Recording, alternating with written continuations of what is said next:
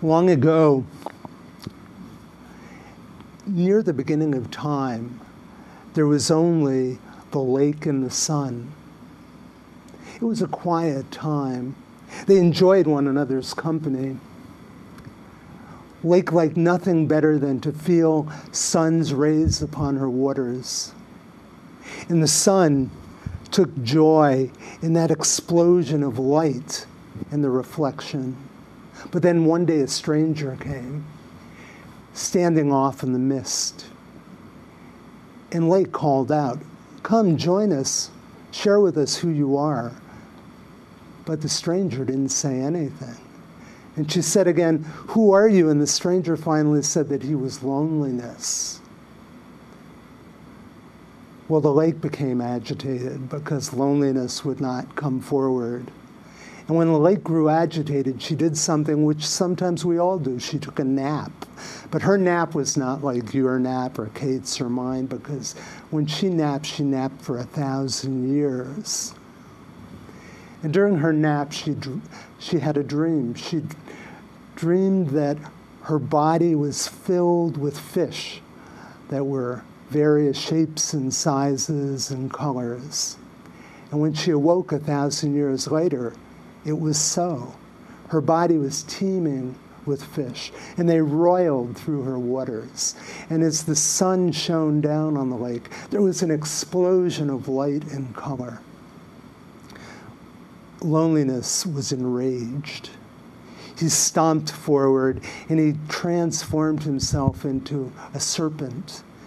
And he thrashed his tail upon Lake's waters, and the fish swam deep into her depths. Well, once again, the lake grew angry, agitated, and fell into another sleep. And during this 1,000 years, she dreamt of the sky and those beings that we call clouds. And she dreamt that she was surrounded by a ring of peaks and mountains, and their slopes were crowded with trees.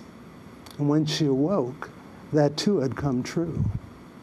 She looked about, and for the first time she saw shadows that she had never seen before.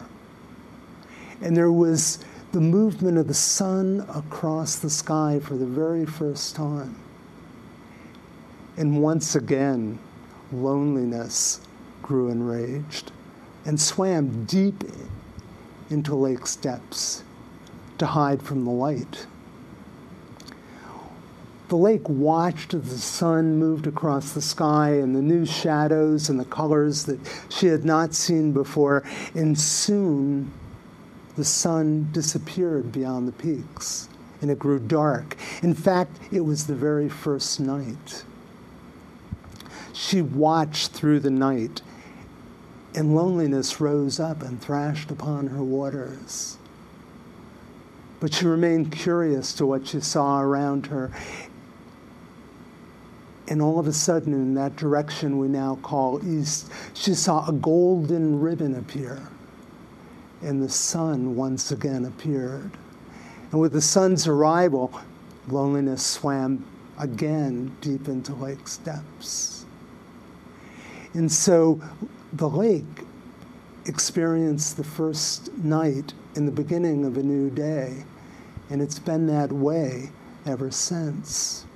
Now, this story was given to me by Swain Wolf, the author who lives in Montana.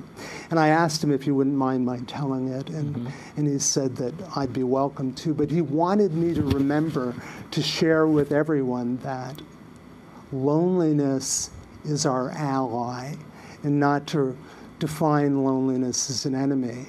Because it was loneliness who really was the catalyst for Lake's dreams. And so loneliness played a part in that creation as well. And that we should embrace loneliness from time to time, because loneliness could be our friend. And that's how that story goes.